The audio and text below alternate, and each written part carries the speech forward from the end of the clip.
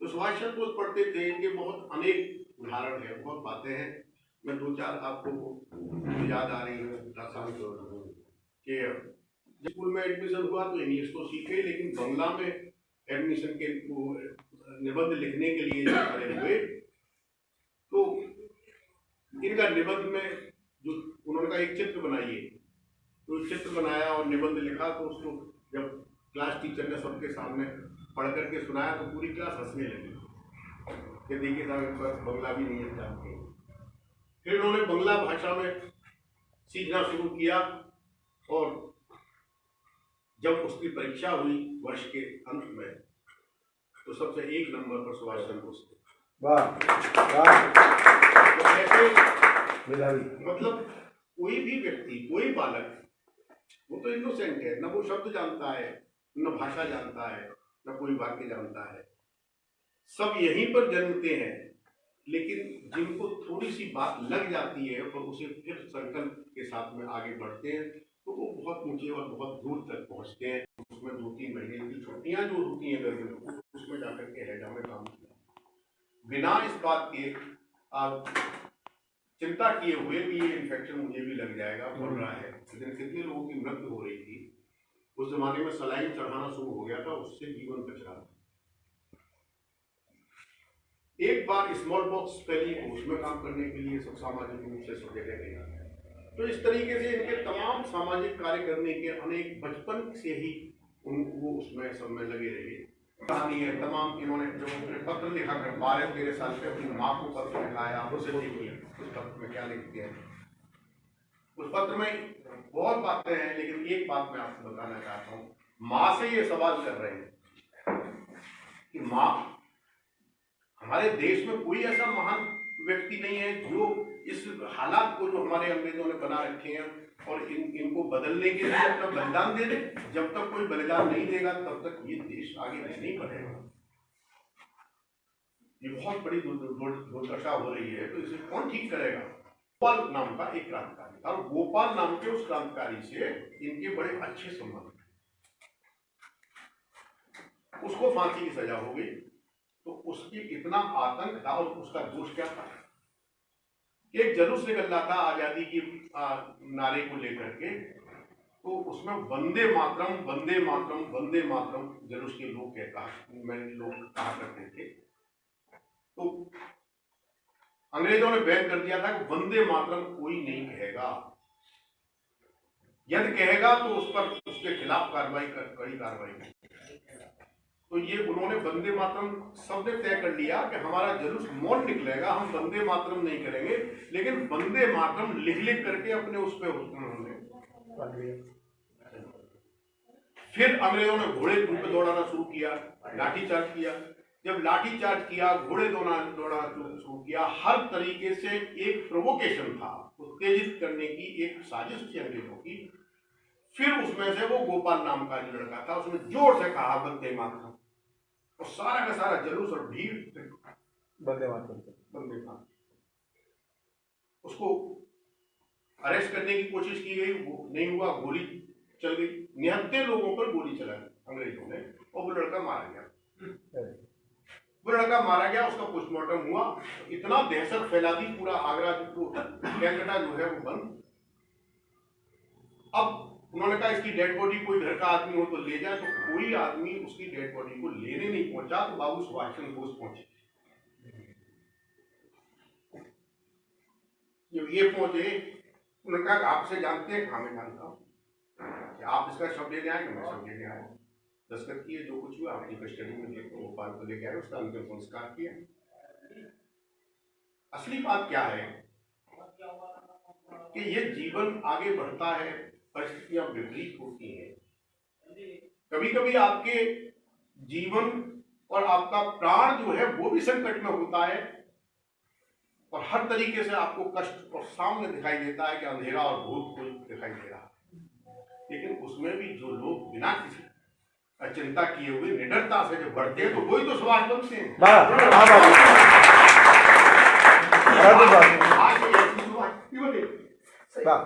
कितनी बड़ी बात, बहुत बड़ी बात है। अब वो जो है, ठीक है, बहुत। तो तो ये बात है, जैसे बारहदारी पर प्रतिमा है सुभाष की, और वहां खड़ा हुआ कोई पूछ रहा है कि प्रतिमा किसकी है, फिर उसका उसमें जवाब है और वहां से रचना शुरू होती है। सुभाष ने इस दौरान में एक बात बताऊंगा आपको कि 1944 में ये नारा दिया था, तो मुझे खून दो आजादी दूंगा। जब वो बर्मा में एक टाउन हॉल में और सभा कर रहे थे, वहां उन्होंने कहा था कि बिना खून दिए हुए, बिना बलिदान दिए हुए अब ये भारत आजाद नहीं होगा। बलिदान मांग रही है भारत माता, और इसके लिए तुम्हें अपना खून देना पड़ेगा। सैनिक टोपी चश्मा विशेष, सैनिक टोपी चश्मा विशेष, गणवेश लिए प्रतिमा किसकी, यह तेज पुंज आभा मंडल, कह रहा आज महिमा किसकी, है कौन यति यह पुण्य व्रती, कर रहा साधना मौन धीर, चिर विजय कामना लिए हुए, उद्भट सेनानी अमर वीर, दे दी मान आनंद जिसका, छविमान मूर्ति उन्नत ललाट, अरविंद विवेकानंद संत सा वैचारिक चिंतन विराट, जानकी नाथ मां प्रभावती का, कुल दीपक मस्तक चंदन, जिसके उर आंगन में पलता, भारत के जन जन का क्रंदन,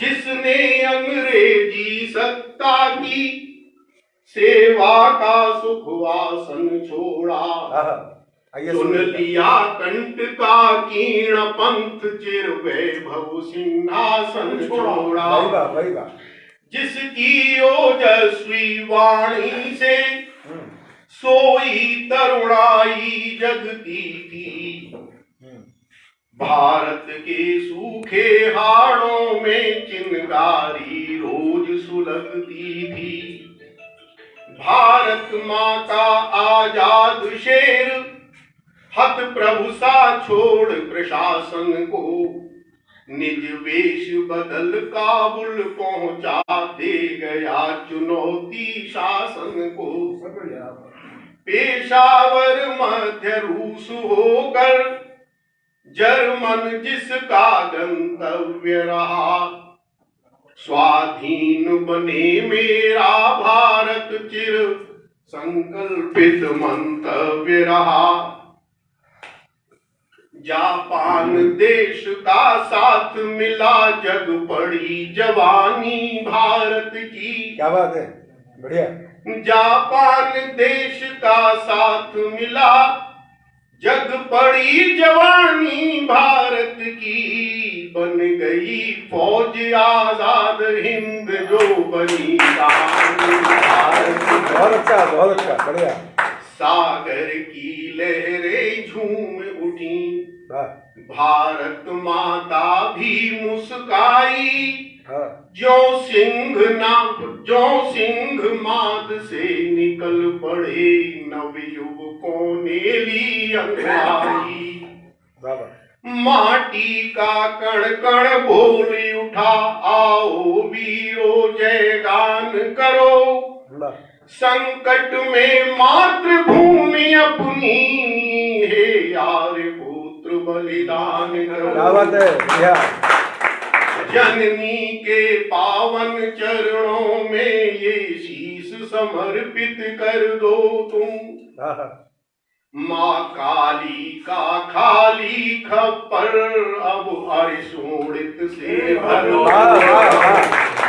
बहुत अच्छा। ओ अब सुभाष बोल रहे हैं, यहां से सुभाष ने कहना शुरू किया है, ओ नौजवान साथी संभलो, आजादी का है समर शेष, ओ नौजवान साथी संभलो, आजादी का है समर शेष, बोला सुभाष बंदी है माँ, दे दो तन मन जीवन अशेष, अस्मिता आज संकट में है, अस्तित्व बचाना ही होगा, निज स्वाभिमान जिंदा रखने को मूल्य चुकाना ही होगा। तुम मुझे खून दो, मैं तुमको आजादी दूंगा, बोल उठा। क्या बात। तुम मुझे खून दो, मैं तुमको आजादी दूंगा, बोल उठा। सुन ओज मंत्र गूंजा, दिगंत भूमंडल सारा डोल उठा।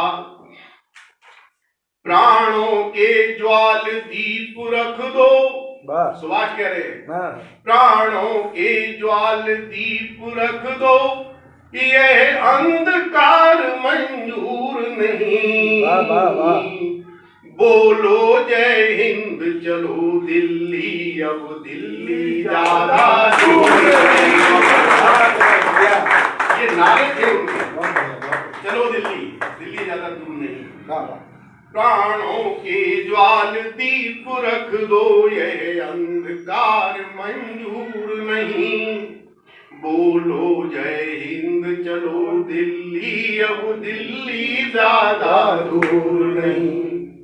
उत्तुंग हिमालय की चोटी, वह पुण्य भूमि हल्दी घाटी, है आज पुकार उठी तुमको, बलिदानी पावन परिपाटी। हो जाती धन्य धरा जननी, लड़ने जब वीर निकलते हैं। नदियां उफान कम कर लेती, बाधा पाषाण पिघलते हैं। चट्टानें चरण चूमती हैं, रवि किरणें मोती बिखराती। श्रम हर लेती शीतल बयार, तरुमाला झूम झूम जाती। चंदा सूरज धरती सागर, तारे उजियारे नील गगन। क्या बात। चंदा सूरज धरती सागर, तारे उजियारे नील गगन। गंगा यमुना की धाराएं, मलयाचल का उन्मुक्त पवन। झरने हिमनद सरसरिताएं, पर्वत पर्वत घाटी घाटी। झरने हिमनद सरसरिताएं, पर्वत पर्वत घाटी घाटी। सब बोल उठे जागो वीरो, अब जागे उठी भारत माता। प्रमुदित होगी चिर निखिल सृष्टि, सब गीत खुशी के गाएंगे। जब लाल किले पर अमर तिरंगा झंडा